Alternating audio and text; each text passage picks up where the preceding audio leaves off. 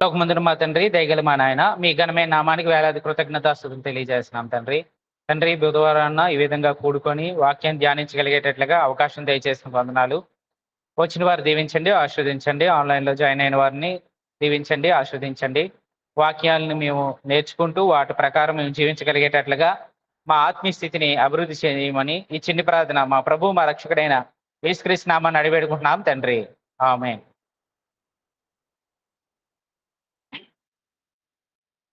బుధవారం బైబిల్ తరగతిలో మనం అపోస్తుల కార్యాలు చదువుకుంటున్నాం. వినిపిస్తుంది కదా వాయిస్? స్లోగా వినిపిస్తుందా? ఓకే.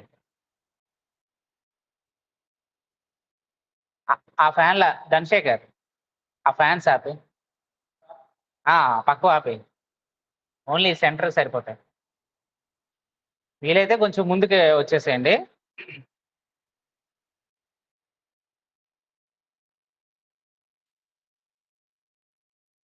లాస్ట్ టైం మనం మాట్లాడుకున్నప్పుడు అపోస్తుల కార్యాలు 15వ అధ్యాయం మనం చదువుకున్నాం. 15వ అధ్యాయంలో ఉన్న విషయాన్ని కనుక గమనించినట్లయితే అక్కడ ఉన్నటువంటి సమస్య ఏంటంటే, అపోస్తులు ఎవరైతే సువార్తను ప్రకటిస్తూ ఉన్నారో అంత్యోకయ్యకి కొంతమంది యోదయ నుండి వచ్చి వారు ఏం చెప్పారంటే, అందరూ సున్నతి పొందాలి, ధర్మశాస్త్రాన్ని ఆచరించాలనే విషయాన్ని వాళ్ళు చెప్పడం జరిగింది. ఈ విషయాన్ని వ్యతిరేకించింది ఎవరంటే పౌలు, బర్నబా వ్యతిరేకించారు. చాలా వాదాలు, తర్కాలు అయిన తర్వాత ఇలా కాదు, మనందరం యెరూషలేము వెళ్ళి దీని గురించి తేల్చుకుందాం అని చెప్పి అక్కడికి వెళ్ళినప్పుడు అక్కడ కూడా ఎవరైతే ధర్మశాస్త్రంలో నుండి ఎవరైతే పరిశీలి లాంటి వారు క్రైస్తవంలోకి వచ్చారో వాళ్ళు ఆచరిద్దామని. అప్పుడు పేతురు మాట్లాడుతూ, మనం మోయలేనటువంటి కాడిని వారి మీద పెట్టద్దు అని చెప్పి ఎలా అయితే దేవుడు అంతకు ముందు పేతురు ద్వారా చేసినటువంటి అద్భుతాలని, అంటే కొర్నేలు ఇంటిని ఏ విధంగా రక్షించాడు అనే విషయాన్ని జ్ఞాపకం చేయడం అక్కడ చూస్తామాట. అప్పుడు వారందరూ కూడా తీసుకున్నటువంటి నిర్ణయం ఏంటంటే, ఓకే, మనందరం కూడా ధర్మశాస్త్రం ప్రకారం కాకుండా క్రొత్త నిబంధనల ప్రకారమే మనం అందరినీ చేర్చుకుందాం, కాకపోతే వాళ్ళకి కొన్ని మాత్రం ఇన్స్ట్రక్షన్స్ ఇవ్వాలి అని చెప్పి వాళ్ళు నిర్ణయించుకున్నారు అనమాట. ఏ ఇన్స్ట్రక్షన్ నేర్చుకున్నారంటే ఒక 4 అంశాల గురించి వాళ్ళు అక్కడ మాట్లాడినట్టుగా మనం చూస్తున్నాం. అక్కడ చూసుకున్నట్లయితే వాళ్ళు ఎక్కువగా మాట్లాడుతున్న విషయాలు ఏంటంటే, 4 విషయాల్లో వాళ్ళని మనం ఖచ్చితంగా హెచ్చరించాలి, వాళ్ళని వాటిని మానుకునేటట్టుగా చేయాలి. ఏంటంటే విగ్రహాలుగా అర్పించే వాటిని తినే విషయంలో కానీ, రక్తము గొంతు పిసికి చంపిన దాని విషయంలో కానీ, జారత్వం విషయంలో కానీ మనం అన్యులకి ఇన్స్ట్రక్షన్స్ ఇవ్వాలి. అంటే విగ్రహాలు అర్పించింది తినకూడదు, జాగ్రత్త చేయకూడదు, గొంతు పిసికిన దాన్ని తినకూడదు. ఇలాంటి వాటన్నిటి విషయంలో మనం చాలా జాగ్రత్తగా ఉన్నట్లయితే ఇంకే భారం వాళ్ళ మీద పెట్టనవసరం లేదన్నప్పుడు అక్కడ ఉన్నవారు కూడా యెరూషలేములో వారు సంతోషించారు. తర్వాత వాళ్ళందరూ కూడా ఎక్కడ అంత్యోకయకి రావడం జరిగిందన్నమాట. అంత్యోక వచ్చినప్పుడు వాళ్ళు ఇదే విషయాన్ని వాళ్ళకి చెప్పడం జరిగింది. మనం చూసుకున్నట్లయితే 30వ వచనం. అంతటి వారు సెలవు పుచ్చుకొని అంత్యోకయకు వచ్చి శిష్యులను సమకూర్చి ఆ పత్రిక ఇచ్చిరి. వారు దాన్ని చదువుకొని అందువలన ఆదరణ పొంది సంతోషించిరి. ఎప్పుడైతే అపోస్తుల ద్వారా పత్రిక రాయబడిందో వాళ్ళు ఆ పత్రిక ఇచ్చారో, చదువుకున్నారో, అక్కడ అందరికీ సంతోషం కలిగిందంట. ఎందుకంటే ఎక్కువ మంది అన్యులు ఉన్నారు, కన్వర్టెడ్ అయినటువంటి అన్యులు ఉన్నారు కాబట్టి వాళ్ళ సంతోషం ఏంటంటే, మీ మరలా సున్నతి చేసుకునే అవసరం లేదు, ధర్మశాస్త్రాన్ని పాటించిన అవసరం లేదు. ఎందుకంటే ధర్మశాస్త్రాన్ని పాటించడం అనేది చాలా కష్టమైనటువంటి పని కాబట్టి అందుని బట్టి వాళ్ళు సంతోషించి వాళ్ళకి ఇచ్చినటువంటి ఈ 4 ఇన్స్ట్రక్షన్స్ ఏవైతే ఉన్నాయో వాటిని మాత్రం వాళ్ళు చేయడానికి అందరూ అగ్రీ అయ్యారన్నమాట. 32 మరియు యోదయు శీలియు కూడా ప్రవక్తలే ఉండినందున పెక్కు మాటలతో సహోదరులను ఆదరించి స్థిరపరిచరి. వారు అక్కడ కొంతకాలం గడిపి సహోదరులందరి యొద్ద తమ్మును పంపిన వారి యొద్దకు వెళ్ళుటకు సమాధానంతో సెలవు పిచ్చుకునిరి. అంటే కొంతకాలం అంత్యోకయలో వాళ్ళు స్టే చేసి వాళ్ళకి వాక్యంతో వాళ్ళందరినీ ఆదరించి వాళ్ళకి ఎక్కువగా ఇన్స్ట్రక్షన్స్ ప్రవక్తల ద్వారా మాట్లాడారు. అందులో శీల కూడా ఉన్నారన్నమాట. యోదయ, శీల కూడా ప్రవక్తలుగా ఉండి వాళ్ళని అనేకమైన విషయాల్లో వాళ్ళు ప్రోత్సహించారన్నమాట. ప్రోత్సహించిన తర్వాత ఇంకా అందరూ బాగానే ఉన్నారు, ఈ విషయాల మీద ఎలాంటి సమస్యలు లేవనుకున్నప్పుడు మేము మరలా యెరూషలేముకి వెళ్ళిపోతాం అని చెప్పినప్పుడు సమాధానంతో వాళ్ళు అక్కడ సెలవు పుచ్చుకున్నారండి. అంటే వాళ్ళు అక్కడి నుంచి వెళ్ళేటప్పటికి సంఘస్థులకి కానీ వాళ్ళకి కానీ ఎలాంటి భేదాలు లేవు. వారి మధ్య వీరి మధ్య ఏ భేదాలు లేవు, ఏ డౌట్స్ లేవు మాట. అన్ని సమస్యలు తీరిపోయి, అన్ని తీరిన తర్వాత సమాధానంగా ఉన్నప్పుడు వాళ్ళు అక్కడి నుంచి వెళ్ళారన్నమాట. డౌట్లతోటి సమాధానం లేకుండా గొడవలతో వాళ్ళు వెళ్ళలేదు అనమాట. అన్ని క్లియర్ చేసుకొని వాళ్ళందరూ ఏం చేశారంటే అక్కడి నుంచి వెళ్ళినట్టుగా మనం చూస్తున్నాం. వాళ్ళు వెళ్ళిపోయిన తర్వాత 35వ వచనం. అయితే పౌలును బర్నబాయు అంతియోకయలో నిలిచిరి, ఇంకా అనేకులతో కూడా ప్రభువు వాక్యం బోధించుచు ప్రకటించుచు ఉండిరి. అంటే ఇక్కడ గమనించినట్లయితే పౌలు బర్నబా మాత్రం అంత్యోకయలోనే ఉండిపోయారు. ఎందుకంటే వాళ్ళని అంత్యోకయలో సేవ చేయడం కోసం వాళ్ళు అక్కడికి వచ్చారన్నమాట. వాళ్ళు అక్కడ వచ్చారు కాబట్టి అక్కడే ఉండి వాళ్ళు ఏం చేశారంటే అంత్యోకయలో ఉండి ఇంకా అనేకులకి ఏం చేస్తున్నారంటే దేవుని వాక్యాన్ని ప్రకటిస్తూ ఉన్నారు.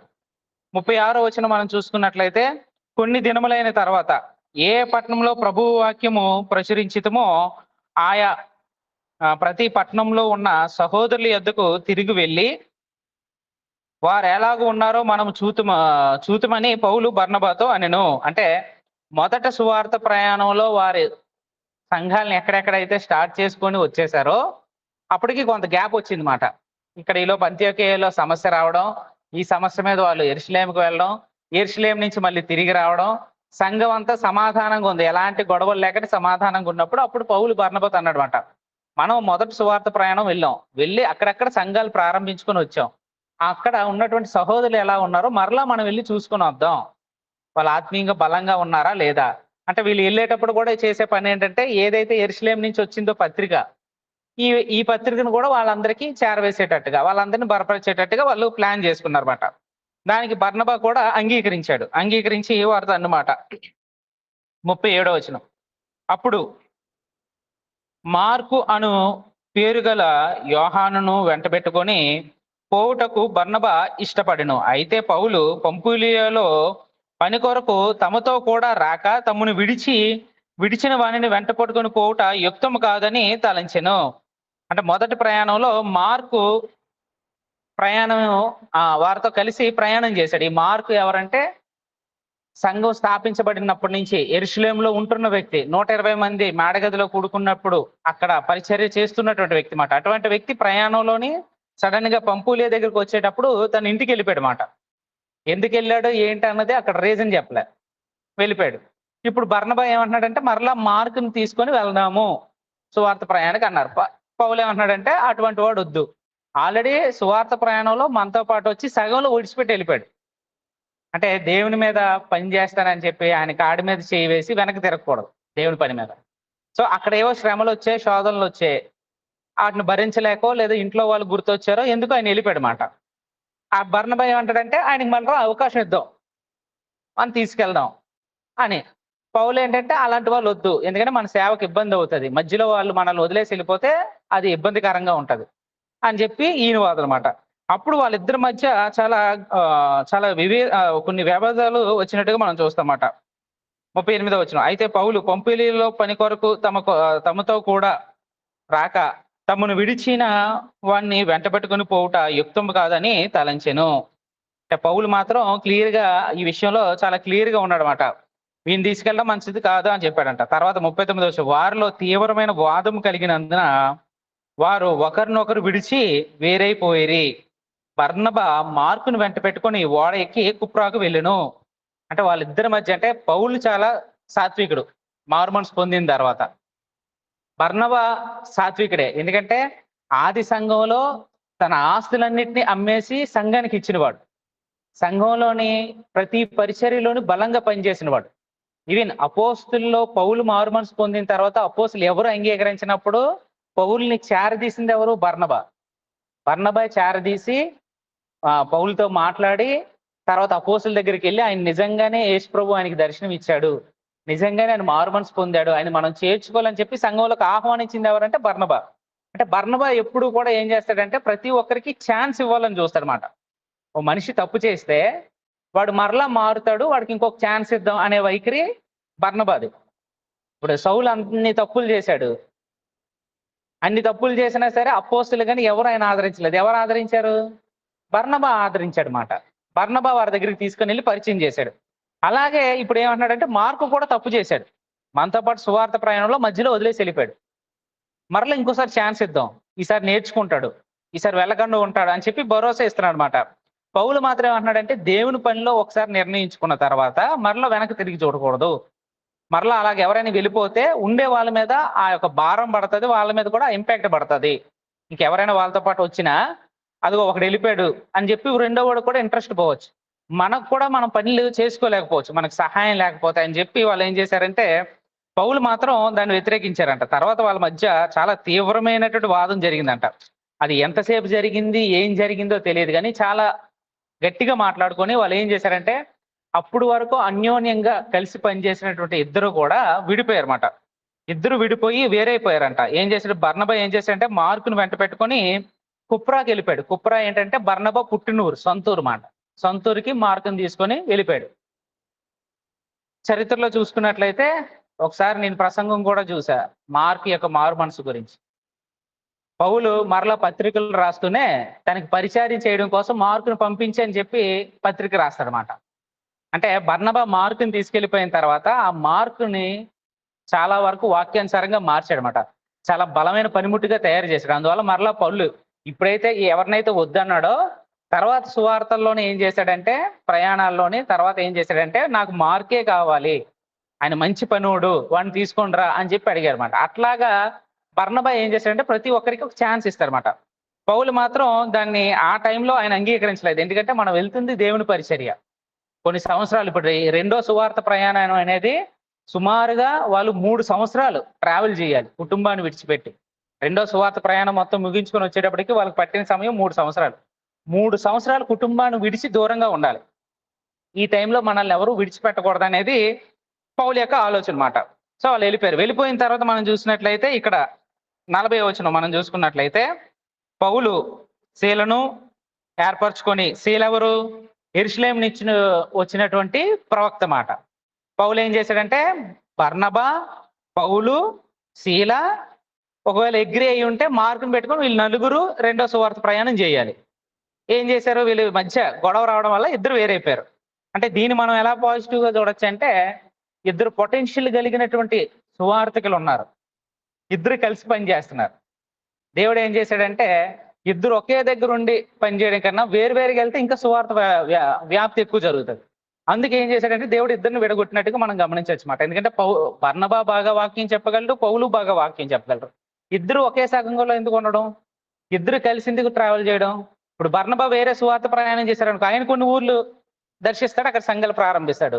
పౌలు వేరే ఊర్లో వెళ్తాడు, అక్కడ పని ప్రారంభం అవుతుంది. అంటే ప్రతిదీ ఏది జరిగినా అది మంచి కోసమే. వాళ్ళిద్దరూ కలిసి ఉన్నటువంటి వారు, అన్నదమ్ముల్లా కలిసి ఉన్నటువంటి, సహోదరులా కలిసి ఉన్నటువంటి వారు. పౌలుకి ఇబ్బంది ఉన్నప్పుడు, అంటే ఆయన కష్టాల్లో ఉన్నప్పుడు ఆయన ఆదరించినటువంటి బర్నబా, వాళ్ళిద్దరూ విడిపోయారు మాట. అయ్యో విడిపోయారు అని అనుకోవడం కన్నా అందులో పాజిటివ్ ఏం గమనించవచ్చు అంటే వాళ్ళిద్దరూ కలిసి ఉంటే చేసే పని కన్నా వాళ్ళు విడివిడిగా చేస్తే చాలా సంఘాలు ప్రారంభించబడతారు. అందువల్ల దేవుడు ఏం చేశారంటే వాళ్ళని అక్కడ వేరుపరిచి ఉండొచ్చు అనేది మనం గమనించవచ్చు మాట. వాళ్ళు అయిపోయిన తర్వాత ఇక్కడ 40వ వచనంలో మనం చూసుకున్నట్లయితే పౌలు శీలను ఏర్పరచుకొని సహోదరుల చేత ప్రభువు కృపకు అప్పగింపబడిన వాడే బయలుదేరి సంఘములను స్థిరపరచుచు సిరియా, కిలికియా దేశముల ద్వారా సంచారం చేయుచుండెను. అంటే మీకు బైబిల్లోని లాస్ట్ మ్యాప్లోని ఈ ప్రాంతాలు ఉంటాయండి.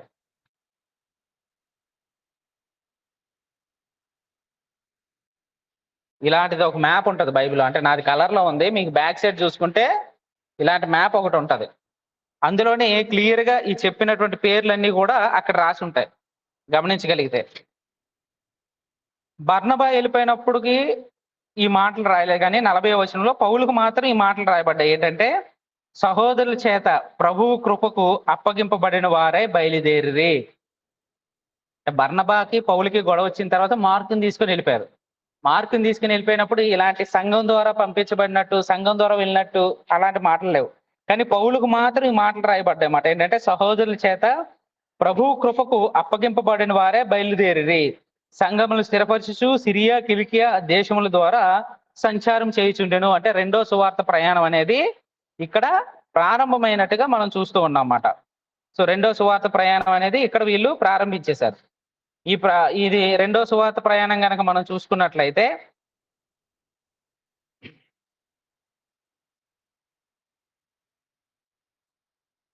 మీ అందరికీ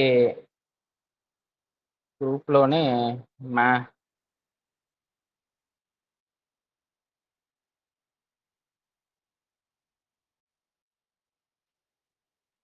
మీకు స్క్రీన్ క్యాష్ చేస్తాను. ఒకసారి ఆన్‌లైన్‌లో ఉండేవాళ్ళు చూస్తారు. మీకు తర్వాత నేను ఈ మ్యాపు గ్రూప్‌లో పెడతా.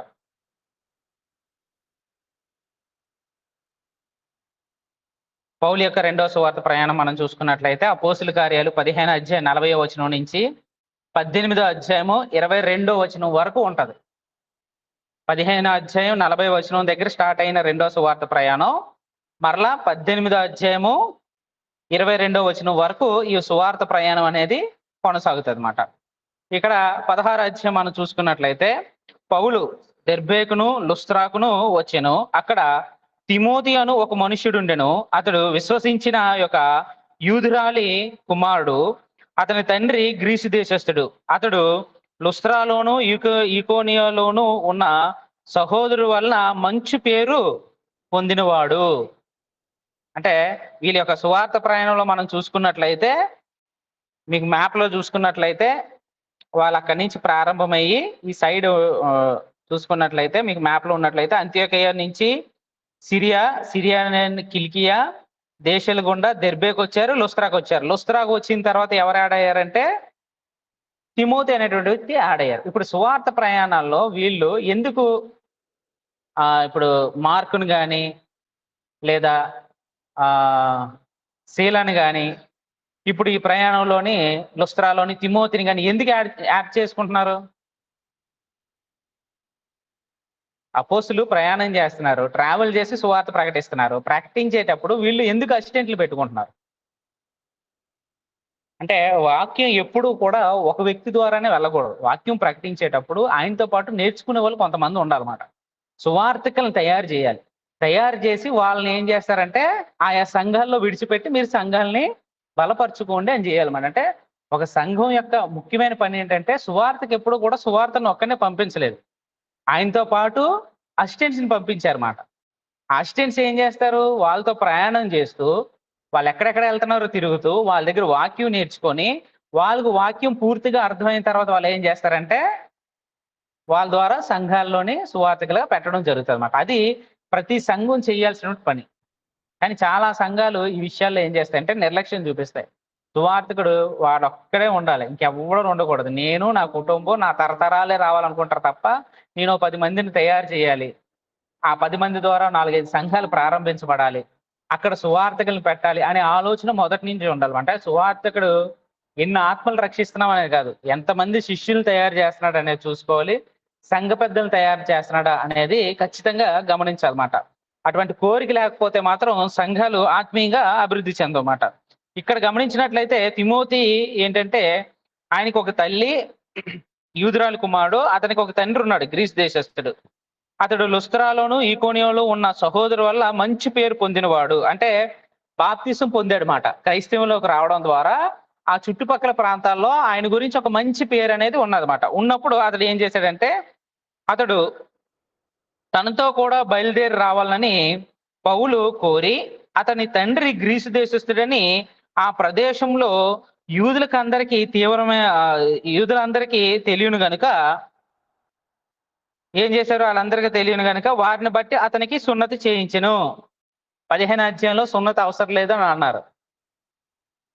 మరి ఇక్కడ ఎందుకు సున్నతి చేయించాడు మరి ఆయనకి? 15 అధ్యాయంలో గమనిస్తే సున్నతి వద్దన్నారు. ఎవరైనా సరే అన్యులుగా ఉండేవాళ్ళు బాప్తిసం తీసుకొని క్రీస్తు సంఘంలోకి రావచ్చు. వాళ్ళు సున్నతి పొందని అవసరం లేదని చెప్పి ఆల్రెడీ పత్రికలు ఇచ్చారు.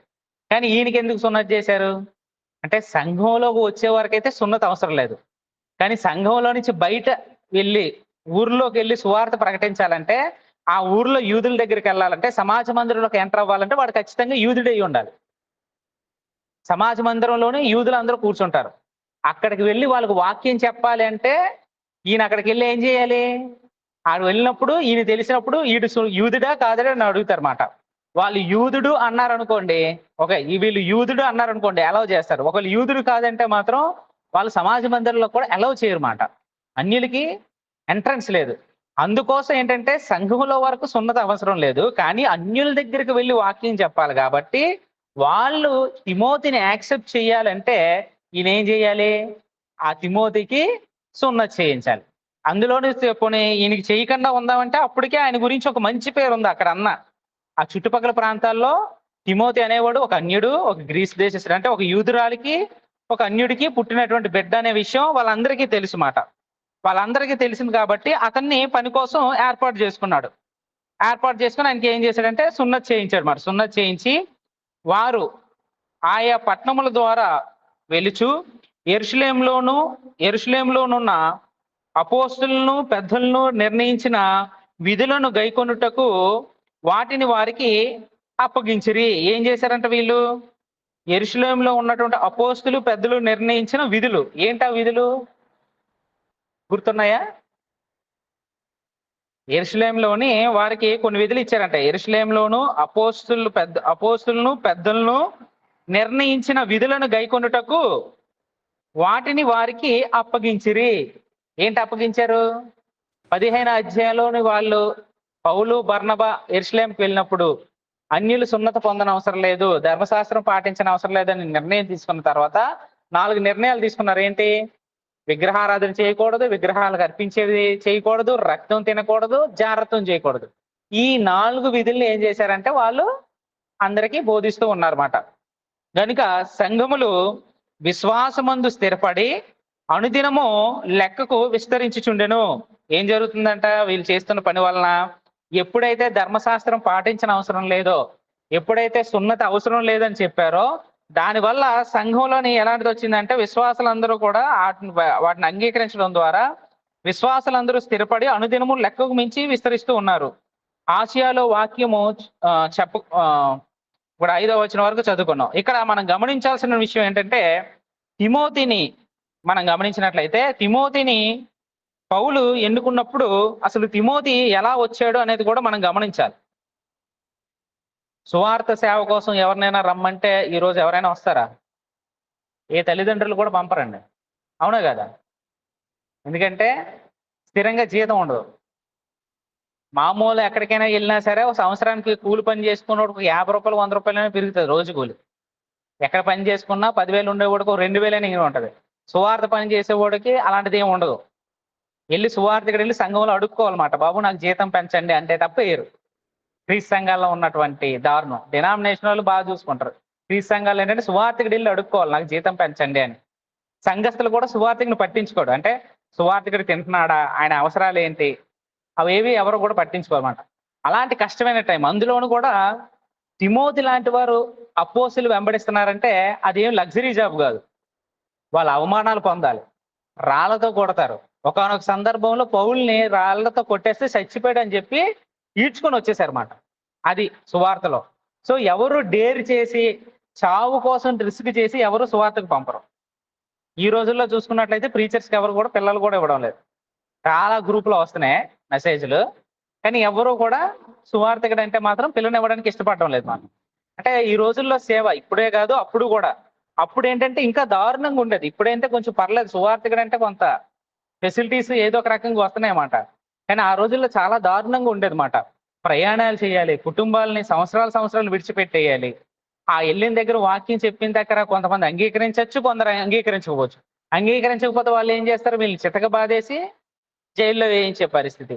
ఇలాంటి పరిస్థితిలో పౌలు వీళ్ళు వాక్యం చెప్తుంటే తిమోతిని చూశాడంట. తిమోతి చేస్తున్నటువంటి పనిని, యాక్టివ్గా ఉంటూ చేస్తున్నటువంటి పనిని చూసి పౌలు ఏం చేశాడంటే తిమోతిని పిలిచాడనమాట, నువ్వు రా అని. రాగానే తిమోతి కూడా అంగీకరించాడండి. ఏం ఇబ్బంది చెప్పలే. అంటే దేవుని కోసం నా ప్రాణాలైనా పడతాను అనేటట్టుగా ఆయన అంగీకరించి ఏం చేశాడంటే వాళ్ళతో వచ్చాడనమాట. వచ్చేది తర్వాత కుటుంబాన్ని గురించి చూసుకున్నట్లయితే వాళ్ళ తల్లి లూదియా, వాళ్ళ ఎవరైతే ఉన్నారో వాళ్ళ నానమ్మ ఆమె లోయి, వీళ్ళందరూ కూడా ఆమె తల్లి యూదురాలు అన్నమాట. వాళ్ళు విశ్వాసంతో ఉన్నవాళ్ళు. చిన్నతనం నుండి, అంటే 2 తిమోతికి పత్రిక మనం చదువుకుంటే 1, 2, 3 అధ్యాయాలు మీకు ఖాళీ ఉన్నప్పుడు చదువుకోండి. అందులో తిమోతి యొక్క హిస్టరీని చెప్తారన్నమాట. ఆ తల్లి ఎవరైతే ఉన్నారో, అంటే తండ్రి అన్యుడు కానీ ఆయన యూదా మతాన్ని స్వీకరించలేదు, కానీ తల్లి విశ్వాసం, వాళ్ళ నాన్నమ్మ యొక్క విశ్వాసం ద్వారా బిడ్డ భయభక్తులతో పెరిగాడనమాట. ఆ భయభక్తులతో పెరిగినప్పుడు డైరెక్ట్ గా వెళ్ళి పౌలు తిమోతిని ఒకటితోనే మాట్లాడతాడా? ఇంట్లోకి వెళ్ళి మాట్లాడాలి. ఆ మాట్లాడినప్పుడు వాళ్ళ తల్లిదండ్రులు ఎవరైతే ఉన్నారో వాళ్ళ తల్లి కానీ వాళ్ళ నాన్నమ్మ కానీ అభ్యంతరం చెప్పలే. కుటుంబం అంతా ఏకమైన తర్వాత ఇంకా తండ్రి కూడా నో చెప్పడానికి లేదు. ఎందుకంటే వాళ్ళు అంత విశ్వాసంతో ఉన్నారు, వాళ్ళని గమనిస్తున్నాడు కాబట్టి వాళ్ళు ఏం చేశారంటే సేవకు పంపించారన్నమాట. అంటే మనం ప్రయాణంలో చూసుకున్నట్లయితే పౌలుతో ఉన్నది ఏంటంటే శీల ఉన్నాడు, ఇద్దరు. లుస్త్రాకు వచ్చేటప్పటికి తిమోతి యాడ్ అయ్యాడు. అంటే పరిచర్యలోనే ఒక్కొక్కరిని యాడ్ చేసుకుంటున్నాడు. ఎందుకు? పౌలుతో పాటు తిరుగుతూ ట్రైనింగ్ అవుతూ వాళ్ళు ఏం చేయాలంటే వీళ్ళకి సంఘాలను అప్పచెప్తాడనమాట. మీరు ఆ సంఘాలు చూసుకోండి, వాటిని బలపరచండి అనే ఉద్దేశంతో వాళ్ళు చేస్తూ ఉన్నారన్నమాట. అలాగా వాటన్నిటిని వాళ్ళు అప్పచెప్తూ ఉన్నట్టుగా మనం చూస్తూ ఉన్నాం.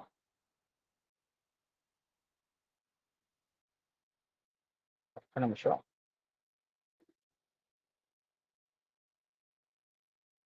16 అధ్యాయానికి మనం వచ్చేద్దాం. అలాగా తిమోతి కూడా వారితోటి ప్రయాణం చేయడానికి వెళ్తూ ఉన్నాడు.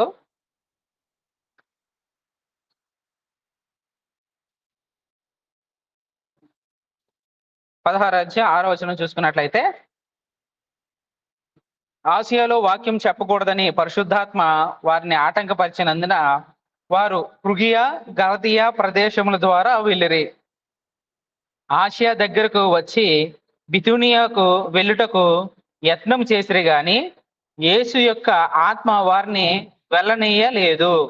అంటే ఆ మ్యాప్ లో చూసుకున్నట్లయితే మీకు కనబడుతుంది. వాళ్ళు చేస్తున్న ప్రయాణంలో ఆసియాకు వెళ్ళి వాక్యం చెప్పాలనేది వాళ్ళ ఆలోచన అన్నమాట. కానీ పరిశుద్ధాత్మ ఏం చేశారంటే అక్కడికి వెళ్ళొద్దు, ఎందుకంటే అప్పుడే అక్కడ వాక్యం చెప్పాల్సినటువంటి అవసరత లేదు. అక్కడికి వెళ్తే వీళ్ళకి ప్రాణాపాయం ఉందన్నమాట. అందువల్ల ఏం చేశారంటే పరిశుద్ధాత్మ యేసుక్రీస్తు అంటే అపోస్తులు ఎక్కడికి నచ్చినట్టుగా వాళ్ళు వెళ్ళడానికి లేదు. పలానా ప్రాంతం బాగుంది కదా, ఇక్కడికి వెళ్ళి వాక్యం చెప్పేస్తాను, ఇక్కడికి వెళ్ళి వాక్యం చెప్పేస్తాను కాదు. వాళ్ళు ప్రార్థన చేసుకోవాలి. ఆ ప్రార్థన తర్వాత దేవుడు పరిశుద్ధాత్మ లేదా యేసు ప్రభువు వాళ్ళని ఎలా నడిపిస్తే అలా వెళ్ళాలన్నమాట. వాళ్ళకి ఆ దర్శనం వస్తుంది. ఇక పలానా ప్రాంతానికి వెళ్ళండి అంటే వెళ్తారు. లేదు పలానా వేళ ప్రాంతానికి వెళ్ళి మేము వాక్యం చెప్పాలనుకుంటున్నాం అని నేను నిర్ణయం తీసుకుంటే వాళ్ళు ప్రార్థన చేసి వెళ్ళొచ్చు. వాళ్ళు ప్రార్థన చేసిన తర్వాత వెళ్ళొచ్చు అనుకో, లైన్ క్లియర్ అవుతుంది, వెళ్ళిపోవచ్చు. లేదు అక్కడికి వెళ్ళొద్దంటే ఇలా మాట్లాడతారు అనమాట. సో అక్కడ అదే వచ్చిందన్నమాట. ఆసియాకి వాక్యం చెప్పకూడదని పరిశుద్ధాత్మ వారికి ఆటంకపరిచినందున వాళ్ళు ఏం చేశారంటే పృగియా గలతీయ ప్రదేశాల ద్వారా వాళ్ళు ఎక్కడికి వెళ్ళారంటే ఆసియా దగ్గరకు వచ్చి బితూనియాకు వెళ్ళటకు ప్రయత్నం చేశారంటే ఆ దగ్గరలోనే బితూనియా ఉంది, అక్కడికి వెళ్దాంలే. కొన్ని ఆసియా వద్దన్నాడు కదా, ఆ బార్డర్ లోకి వెళ్దాం ట్రై చేశారు. అక్కడ కూడా వెళ్ళొద్దని యేసు యొక్క ఆత్మ వెళ్ళనివ్వలేదంట.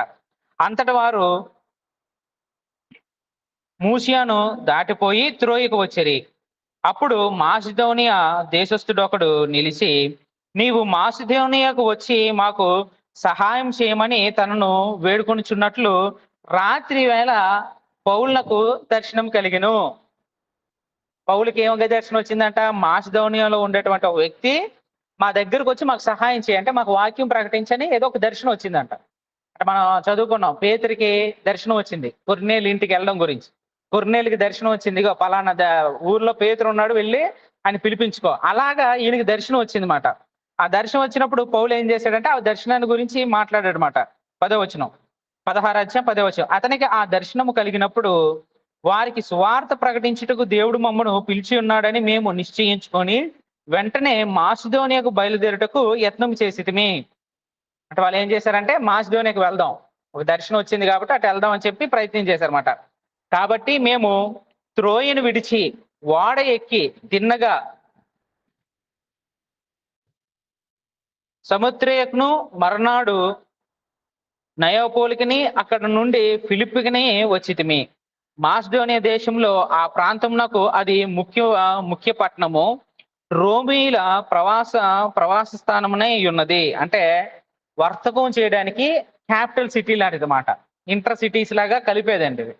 అంటే రోమీలందరూ కూడా అక్కడ ఉండేటువంటి ప్లేస్ మాట. అక్కడి నుంచి వ్యాపారాలు కానీ ఎక్కడికైనా వెళ్ళడానికి ఒక మెయిన్ సెంటర్ లాంటి ఏరియా మాట. అక్కడికి ఆ క్యాపిటల్ సిటీకి వాళ్ళు వచ్చారన్నమాట. ప్రవాస స్థానమే ఉన్నది. అంటే అందరూ ప్రయాణం చేసేటువంటి దీనిలో ఉన్నది. మేము కొన్ని దినములు ఆ పట్టణంలో ఉంటిమి. విశ్రాంతి దినమున గవిని దాటి నదీ తీరమున ప్రార్థన జరుగుననుకొని అక్కడకు వచ్చి కూర్చుండి కూడి వచ్చిన స్త్రీలతో మాట్లాడుచుంటిమి. అప్పుడు లూదియా అను ఒక లూదియాను దైవభక్తి గల ఒక స్త్రీ వినిచుండెను. ఆమె ఊదా రంగు పొడు ఆ అమ్ము తుయితేర పట్టణస్థురాలు. ప్రభు ఆమె హృదయమును తెరచెను గనుక పౌలు చెప్పిన మాటల యందు లక్ష్యముంచెను. అంటే వీళ్ళు ఎప్పుడైతే ఆ ప్రదేశానికి వెళ్ళారో అందరూ ఎక్కడ కూరుకుంటారో విశ్రాంతి దినాన్ని కూడుకుంటారని ప్లేస్కి వచ్చి వాళ్ళు వాక్యం చెప్తున్నారంట. ఆ వాక్యం చెప్పేటప్పుడు ఒక విశ్వాసరాలు వింటుందంట. ఆమె పేరు ఏంటంటే లూదియా. ఆమె చేసేటువంటి వ్యాపారం ఏంటంటే ఆమె ఏ వ్యాపారం చేస్తుందని అక్కడ రాసున్నదంటే, ఆమె ఊదా రంగు పొడి, అంటే ఊదా రంగు అంటే పర్పుల్ కలర్. పర్పుల్ కలర్ అనేది చాలా ఖరీదైనటువంటిది. మనకి ఈ రోజుల్లో అన్ని కామన్ అయిపోయాయి కానీ, ఆ రోజుల్లో పర్పుల్ కలర్ అనేది ధనికులు, డబ్బున్న వాళ్ళే వాడతారన్నమాట. ఆ కలర్ చాలా కాస్ట్‌లీ కలర్ మాట. అంటే మంచి వ్యాపారం, మంచి బిజినెస్ మాట. ఆమె ఆ వాక్యం విన్నదంట. వింటున్నప్పుడు అక్కడ గమనించాల్సిన విషయం ఏంటంటే, దేవుడు ఆమె మనసును, ఆమె హృదయాన్ని తెరిచాడంట. ఆ వాక్యం వినేటట్టుగా దేవుడు ఆమె హృదయాన్ని తెరిచాడంట. అప్పుడు ఆమె ఏం చేసిందంట, పౌలు యొక్క మాటలు విని, ప్రభు ఆమె హృదయం తెరిచిన గనుక పౌలు చెప్పిన మాటలందు లక్ష్యముంచి ఆమెయు ఆమె ఇంటి వారును బాప్తిసం పొందిరి. ఆమె, నేను ప్రభువునందు విశ్వాసము గలదానని మీరు ఎంచితే నా ఇంట వచ్చి ఉండుడని వేడుకొని మమ్మును బలవంతం చేసెను. అంటే వాళ్ళు ప్రతి పట్టణానికి వెళ్తున్నారు. ఏ పట్టణానికి వెళ్ళినా సువార్త ప్రకటించిన తర్వాత వాళ్ళు స్టే చేయడానికి ఏదో ఒక ప్లేస్ ఉండాలి. యేసుక్రీస్తు శిష్యులకి నేర్పించింది ఏంటంటే, లోకాసువార్త 10వ అధ్యాయం, ఏదైనా సిటీకి వెళ్ళినప్పుడు అక్కడ సమాధాన పాత్రుడు ఎవడున్నారో మీరు ఎంక్వైరీ చేయండి. ఆ ఇంట్లోనే ఉండి వాళ్ళు ఏం పెడతారో అది తిని అక్కడ సువార్త ప్రకటించండి అని చెప్పారన్నమాట. సో వీరు ఆల్రెడీ ఆ పట్టణానికి వచ్చారు, సువార్త ప్రకటిస్తున్నారు. ఈమె మారు మనసు పొందింది, ఈమె కుటుంబము మారు మనసు పొందింది. ఆమె ఏం చేసిందంటే, మారు మనసు పొందడమే కాకుండా సువార్త ప్రకటించే వరకు ఆతిథ్యం ఇస్తానన్నమాట. ఇక మీరు ఇంకెక్కడికి వెళ్ళదు, వచ్చి మాతోనే ఉండండి. ఎందుకంటే ఆవిడ చేసేటువంటి వ్యాపారంలో బాగా డబ్బు వస్తుందన్నమాట. మేము మిమ్మల్ని చూసుకుంటాం, మీరు దేవుని వాక్యం ప్రకటించండి అని చెప్పి వాళ్ళని బతిమలాడుకొని వాళ్ళతోటి ఏం చేసిందంటే, సువార్త అక్కడ ప్రకటించబడేటట్టుగా ఉన్నంతకాలం ఆతిథ్యం ఇవ్వగలిగేటట్టుగా ఆమె స్థిరపడింది మాట. 16వ వచనం, మేము ప్రార్థనా స్థలములకు వెళ్ళుచుండగా పుతోను అను, అంటే అక్కడ ఒక దెయ్యం పట్టినటువంటి ఒక సోది చెప్పుటకు తన యజమానులకు బహులాభము పొందించుచున్న ఒక చిన్నది మాకు ఎదురుగా వచ్చెను. అంటే పుతోను అనేటువంటి ఒక దెయ్యం పట్టిన అమ్మాయి, ఆమె ఏం మాట్లాడుతుంది అంటే సోది చెప్తూ ఉంటదంట. బయట మనం చూస్తూ ఉంటాం కదా, బీచ్ రోడ్లో ఆటలో చిలకలు పట్టుకొని లేదా ఏదో పట్టుకొని ఇంటికి వచ్చి సోది చెప్తా అంటారు. అంటే ఏం జరగబోతుందో అది గెస్ చేసి చెప్తూ ఉంటారు అనమాట. అలాగ ఒక దెయ్యం మాట్లాడుతూ ఉందంట ఆమెలో ప్రవేశించి. దాన్ని కొంతమంది ఏం చేశారంటే వ్యాపారంగా ఆమెతోటి బిజినెస్ చేయిస్తున్నారు అనమాట. ఆమెకు పట్టిన దెయ్యాన్ని బట్టి ఇది ఎవడో మాట్లాడుతుంది కాబట్టి దీని ద్వారా మనకు లాభం వస్తుంది అని చెప్పి వీళ్ళు ఏం చేస్తున్నారు, ఎవరెవరితో మాట్లాడతా వాళ్ళ దగ్గర డబ్బులు తీసుకొని వాళ్ళని ఆమె దగ్గర పంపిస్తున్నారు. ఆవిడ ఏదేదో చెప్పుకుంటూ ఉంటుందన్నమాట. ఈమెకి వీళ్ళు దైవజనులు అనేటువంటి విషయం వాళ్ళకి అర్థమైంది మాట.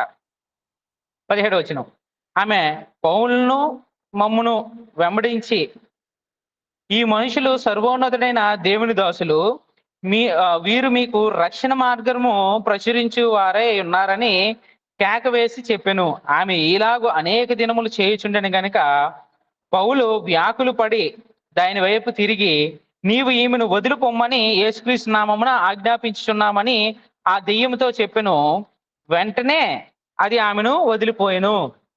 మామూలుగా ఎవరైనా పొగిడితే మనకు నచ్చుతుందా నచ్చదా? వీళ్ళు వచ్చిన పర్పస్ ఏంటి, సువార్త ప్రకటించడానికి వచ్చారు. అదే ఆవిడకి ఆల్రెడీ మంచి మార్కెట్ ఉంది, ఆమెకు ఆల్రెడీ ఇలాంటి సోది చెప్తుంది అనే విషయం అందరికీ తెలుసు. ఈవిడ ఏం చేస్తుంది, ఇగో వీళ్ళు సర్వోన్నతులైన దేవుని దాసులు, మీరు వీళ్ళని వెంబడించండి, వీళ్ళు మీకు రక్షణ మార్గాన్ని తెలియజేస్తారని ప్రకటన చేస్తుంది అన్నమాట. పౌలుకి అది ఇబ్బందిగా అనిపించింది అన్నమాట. ఎందుకంటే సువార్త అనేది వీళ్ళు ఏం చేయాలంటే రహస్యంగా ప్రకటించాలనుకున్నారు. బహిరంగంగా ఈ విషయాలు బయటకు వెళ్తే వీళ్ళు సువార్తకు అడ్డుకుంటారు. అందులో అన్ని దేశంలో ఉన్నారన్నమాట. వాళ్ళు ఏం చేస్తారంటే వీళ్ళు పట్టుకొని జైల్లో వేయచ్చు. అందుకని యూదులు ఎక్కడెక్కడ ఉంటారో ఆ ప్లేసులు కనుక్కొని అక్కడే వీళ్ళు సువార్త ప్రకటిస్తున్నారు. అక్కడికి వచ్చేటువంటి అన్యులు ఎవరైతే ఉన్నారో వాళ్ళని కలుసుకొని వాళ్ళకి రహస్యంగా వాక్యం చెప్తారు అనమాట. పెద్ద పెద్ద బ్యానర్లు కానీ ఏది చేయడం లేదు. అంటే రహస్యంగా సువార్తను ప్రకటించుకుంటూ వెళ్తున్నమాట, గొప్పలకు వెళ్ళడం లేదు.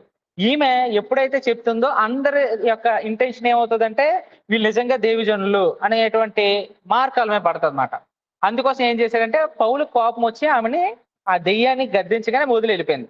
వెళ్ళిపోయిన వెంటనే వీళ్ళకి ఏమైందంటే వాళ్ళకి బిజినెస్ లాస్ వచ్చింది మాట. ఆమె ఎప్పుడైతే అలా వెళ్ళిపోయిందో వెంటనే వాళ్ళకి బిజినెస్ లాస్ వచ్చింది. 19వ వచనం, ఆమె యజమానులు తమ లాభ సాధనము పోయినని చూచి పౌలును శీలను పట్టుకొని గ్రామపు చావడిలోనికి అధికారుల యొద్దకు ఈడ్చుకుని పోయిరి.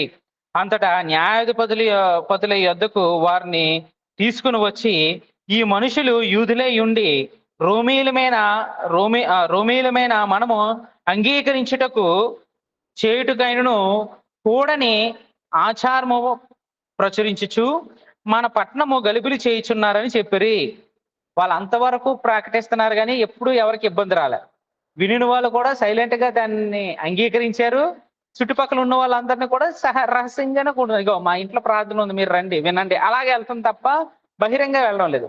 ఎప్పుడైతే వీళ్ళకి ఒక వ్యాపారం లాస్ అయిందో వాళ్ళు ఏం చేశారంటే అధికారుల దగ్గరికి తీసుకెళ్లి ఇగో మనం ఆచరించినటువంటి కొత్త కొత్త మత పద్ధతులను తీసుకొచ్చి వీళ్ళు ఏం చేస్తున్నారంటే పట్టణాలు గలిబిలి చేస్తున్నారు అని చెప్పినప్పుడు అక్కడ ఉన్న వాళ్ళందరూ కూడా వాళ్ళ మీద పడి ఇగో 22వ వచనం 21 రోమీలమైన మనం అంగీకరించుటకైనను చేయుటకైనను కూడని ఆచారము ప్రకటించు మన పట్టణమును గలిబిలి చేయుచున్నారని చెప్పారు. అప్పుడు జనసమూహము వారి మీదకి దొమ్మిగా వచ్చెను.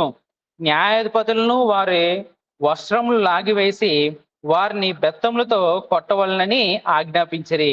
వారు చాలా దెబ్బలు కొట్టి వారిని చెరసాలలో వేసి భద్రముగా కనిపెట్టవలనని చెరసాల నాయకునికి ఆజ్ఞాపించిరి. అతడు అట్టి ఆజ్ఞ పొంది వారిని లోపలి చెరసాలలో త్రోసి వారి కాళ్లకు బండ వేసి బిగించెను. ఇక్కడ ఏం జరిగిందంటే వాళ్ళని ఎప్పుడైతే వాళ్ళని అరెస్ట్ చేశారో వాళ్ళని కొట్టేశారంట. వాళ్ళ బట్టలు చింపేశారు. వాళ్ళు జైల్లో పడేసి ఎక్కడ పారిపోతారని చెప్పి కాలుకి బండలు తగిలించారంట. అంటే మీరు అంటే ఒక కాళ్ళకి బండలు లాంటి పెద్ద పెద్దవి తగిలించేస్తారన్నమాట. అవి వాళ్ళు ఏంటంటే బరువుగా ఉంటాయి, ఇటు నడవలేరు, ఏం చేయలేరు. అలాంటి బండలు ఏం చేశారంటే వాళ్ళకి తగిలించారన్నమాట. తగిలించేసి చెరసాలలో పడేశారు. పడేసినప్పుడు వాళ్ళ యొక్క రియాక్షన్ చూడండి.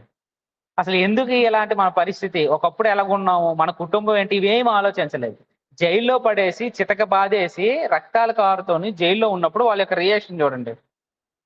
24 అతడు అట్టి 25వ వచనం అయితే మధ్యరాత్రి వేళ పౌలును శీలను దేవునికి ప్రార్థించుచు కీర్తనలు పాడుచుండరి, ఖైదీలు వినుచుండరి. వీళ్ళు ఏం చేస్తున్నారంట, జైల్లోని ప్రార్థన చేస్తూ దేవునికి పాటలు పాడుతున్నారంట. కృతజ్ఞత తెలియజేసిన పాటల ద్వారా. అంటే ఆయన సేవలో వాళ్ళకి జరిగినటువంటి అవమానాలు, వాటి ఇబ్బందులు అవన్నిటిని వాళ్ళు మర్చిపోయి దేవునికి కీర్తనలు పాడుతున్నారంట. వాళ్ళు స్తుతులు తెలియజేస్తూ ఉన్నారన్నమాట. అంటే మీ పనిలోని మమ్మల్ని వాడుకుంటున్నారు అనేటువంటి దీనిగా వాళ్ళు పాడుతూ ఉన్నారన్నమాట. అక్కడ ఉన్నటువంటి ఖైదీలందరూ కూడా వాళ్ళ పాటలు వింటూ ఉన్నారంట. అంటే తీసుకొచ్చేటప్పుడు వాళ్ళని కొట్టేసి లాక్కొని తీసుకొచ్చి జైల్లో పడేశారు, రక్త మడుగులతో పడేశారన్నమాట. వీళ్ళేంటారు అసలు రేపు బతికుంటారో లేదో తెలియనటువంటి పరిస్థితిలో ఉన్న వాళ్ళు పాటలు పాడుతున్నారు, దేవునికి ప్రార్థన చేస్తున్నారని వాళ్ళందరూ వింటున్నారంట. అప్పుడు 26వ వచనం అప్పుడు అకస్మాత్తుగా మహాభూకంపం కలిగిన చెరసాల పునాదులు అదిరెను, వెంటనే తలుపులన్నీ తెరుచుకొనెను, అందరి బంధకములు ఊడెను. అంతలో చెరసాల నాయకుడు మేలుకొని చెరసాల తలుపులన్నీ తెరిచి చూచి ఖైదీలు పారిపోయారు అనుకొని కత్తి దూసి తను తాను చంపుకొని పోయాను. అంటే జైల్లో ఉన్నటువంటి ఆనాటి కాలంలో ఉన్నటువంటి రూల్స్ ఎలా ఉంటాయంటే ఖైదీలే గనక తప్పించుకునేటువంటి పరిస్థితి వస్తే, ఏదైనా ఇలాంటి ప్రమాదాలు జరిగినప్పుడు ఏం చేయాలంటే అధికారులు ఏం చేయాలంటే ఖైదీలను చంపేయాలన్నమాట. ఒకళ్ళు వాడ ప్రయాణంలోనే వెళ్తున్నారు, ఏదైనా పెద్ద తుఫాన్ ఏదైనా వచ్చింది అనుకోండి, ఈ అధికారులు ఏం చేస్తారంటే ఖైదీలను చంపేస్తారన్నమాట, వాళ్ళని తప్పించుకునేవారు.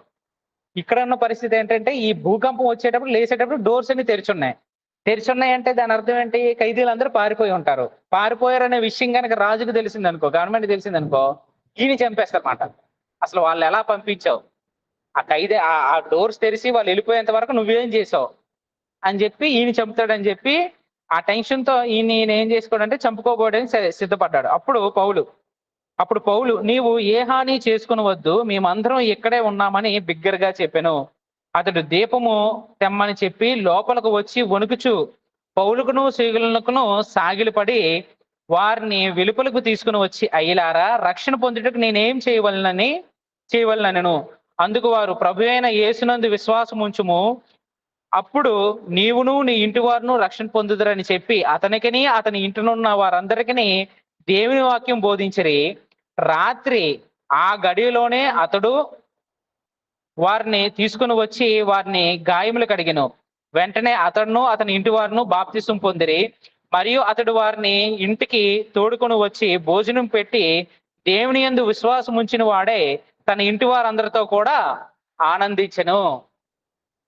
ఇక్కడ ఓవరాల్ స్టోరీలో మనం గమనించినట్లయితే వీళ్ళు ఒక దెయ్యాన్ని వెలగొట్టారు. వీళ్ళు పట్టుకున్నారు. చితక బాధేశారు. తీసుకొచ్చి జైల్లో పడేశారు. పడేసిన తర్వాత వీళ్ళు ఏం చేశారు? బాధపడలేదు, ఏడవలేదు. నీ సేవ చేస్తున్నా మాకెందుకు ఈ కష్టాలు అనలేదు.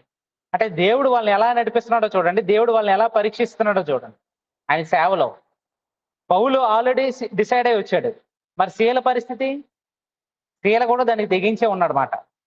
క్రీస్తు కోసం నా ప్రాణాలైనా పెడతానని. సో దెయ్యాన్ని వదిలించేటట్టుగా చేయడం అనేది దేవుని యొక్క సంకల్పమే. వీళ్ళు జైల్లో పడడం అనేది దేవుని యొక్క సంకల్పమే. పడిన తర్వాత వీళ్ళు బాధపడకుండా దేవుని స్తుతించడం అనేది అదొక గొప్ప విషయం.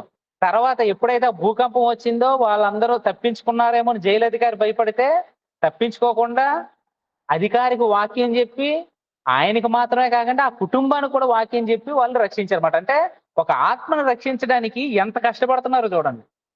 ఒక అధికారి ఫ్యామిలీని రక్షించడం కోసం అదే డైరెక్ట్ గా ఆ జైలు అధికారి దగ్గరికి వీళ్ళు వాక్యం చెప్పాలంటే అవకాశం దొరుకుతుందా? రానిస్తాడు అసలు?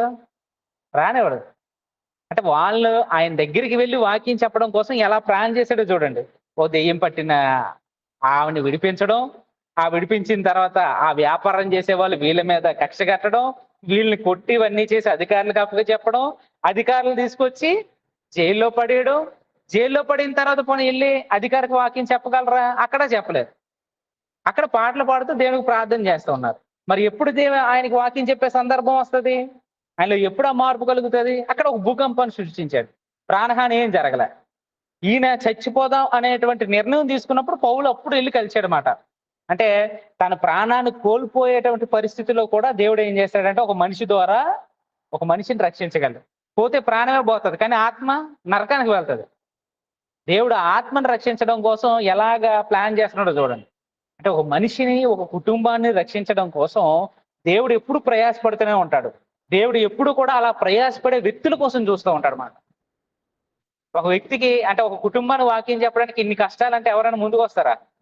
ఇగో నేను ఒక ప్లాన్ వేసాను, వాళ్ళకి వెళ్ళి ఇలా ఇలా ఇలా జరిగితే వాళ్ళు నీ దగ్గరకు వస్తారు, అప్పుడు వాళ్ళకి వెళ్ళి వాక్యం చెప్పాలని అంటే ఎవరైనా ముందుకు వస్తారా? ఏ సువార్తికుడైనా ఎవరు ముందుకు రారు. అంటే వాళ్ళు ఎలాగ తెగించారో దేవుని కోసం, ఎలా సిద్ధపడ్డారో మనం గమనించవచ్చు అన్నమాట. అంటే ప్రతి జరిగిన సందర్భంలో, ప్రతి విషయంలో కూడా దేవుని యొక్క సంకల్పానికి, పరిశుద్ధాత్మకి వాళ్ళు సరెండర్ అయిపోయారు మాట. ఇగో మేము నీకు అప్పగించుకున్నాం, నువ్వు ఎలా నడిపిస్తే అలా నడుస్తాం, అంతే తప్ప మా సొంత తెలివి, మా జ్ఞానం కాదు. వీళ్ళు ట్రై చేశారు ఇందాక ఒక దగ్గరికి వెళ్దామని, ఆసియాకి వెళ్దామని, పరిశుద్ధాత్మ నడిపించలే. అంటే ఎప్పుడు కూడా అలాంటి ప్రార్థనా జీవితాన్ని కలిగి ఉండాలి. ఒక ఆత్మను రక్షించడం కోసం వాళ్ళు ఎంత ఎఫర్ట్ వేశారో చూడండి, ఎంత కష్టాలు గుండా వెళ్ళారో. ఈ రోజు మనం అలాంటి ఎఫర్ట్ వేయగలుగుతున్నామా? ఒక ఆత్మను రక్షించడం కోసం అన్ని కష్టాలు మనం పడలేము. కనీసం మన చుట్టుపక్కల ఉన్న వాళ్ళని కనీసం మన ఇంటి దగ్గర కూర్చోబెట్టగలిగి వాక్యం చెప్పగలిగేటట్టుగానే మనం ట్రై చేయటం లేదు మాట. దేవుడు తీర్పు దినాన్ని అడుగుతారన్నమాట, నా సేవ నిమిత్తం మీరు ఏం చేశారు? ప్రతి ఆదివారం వచ్చి కూర్చున్నాం అండి అని అంటే దేవుడు ఊరుకోడండి. దేవుడు ఆయన నమ్మేవారిని గురించి ఆయన ఆలోచించడం లేదు. ఈరోజు చాలా మంది ఆయన నమ్ముతున్నారండి. దేవుని నమ్మేవారు చాలా మంది ఉన్నారు, కానీ ఆయనకు విధేయులుగా నడిచేటువంటి వారు చాలా తక్కువ మంది ఉంటారు సంఘాల్లో. దేవుడు ఆ విధేయులుగా నడిచేవారి కోసం చూస్తారు. ఆ విధేయులుగా నడిచేవారు ఏం చేస్తారంటే వాక్యాన్ని ప్రకటించడానికి ఇష్టపడతారు. ఆ తలాంతి లేదంటే ఎవరి ద్వారానైనా సరే వాక్యం వెళ్ళగలిగేటట్టుగా, సువార్త వెళ్ళగలిగేటట్టుగా మనం సహాయం చేయగలిగేటట్టుగా ఉండాలి. అలా మనం సిద్ధపడగలగాలి. ఆ వాక్యం కోసం ఎంతకైనా తెగించగలిగేటట్టుగా ఉండాలి. ఎందుకంటే తిమోతి ఆ నిర్ణయం తీసుకోగలిగాడు, ఆ కుటుంబం దాన్ని సహకరించింది. అలా ఈరోజు తల్లిదండ్రులు పిల్లల్ని సేవ విషయంలో ఎంకరేజ్ చేయగలిగేటట్లుగా మనం ఎంకరేజ్ చేయాలన్నమాట. అలా ఉండడానికి మనం ప్రయత్నిద్దాం. ప్రార్థన చేసుకొని కార్యక్రమాన్ని ముగించుకుందాం. పరలోకమందున మా తండ్రి, దయగల మా నాయన, మీ ఘనమైన నామానికి వేలాది కృతజ్ఞతాస్తుతులు తెలియజేస్తున్నాం తండ్రి. తండ్రి, ఈ దినాన బుధవారం బైబిల్ క్లాస్కి వచ్చిన వారందరినీ దీవించండి, ఆశీర్వదించండి. ఇంత వర్షంలో కూడా వచ్చిన వారందరినీ పేరు పేరున దీవించి ఆశీర్వదించండి. వాక్యాన్ని మేము విని ఉన్నాం తండ్రి. ఆ వాక్యానుసారంగా మేము జీవించగలిగేటట్లుగాను, ఆది క్రైస్తవులు మీ వాక్యం కోసం ఎటువంటి శ్రమలను, శోధనలను అనుభవించి వారు మీ వాక్యం పట్ల స్థిరంగా ఉన్నారో అటువంటి మనసునే మాకు దయచేయండి. ఆన్లైన్లో జాయిన్ అయినటువంటి వారు ప్రతి ఒక్కరి గురించి ప్రార్థిస్తున్నాం తండ్రి. వారిని దీవించి ఆశీర్వదించమని ఈ చిన్న ప్రార్థన మా ప్రభువు, మా రక్షకుడైన యేసుక్రీస్తు నామాన్ని అడిగి వేడుకుంటున్నాం తండ్రి. ఆమేన్. అందరికీ ఉన్నారండి. అందరికీ వందనాలు. వందనాలు ఆన్లైన్. వందనాలు వందనాలు.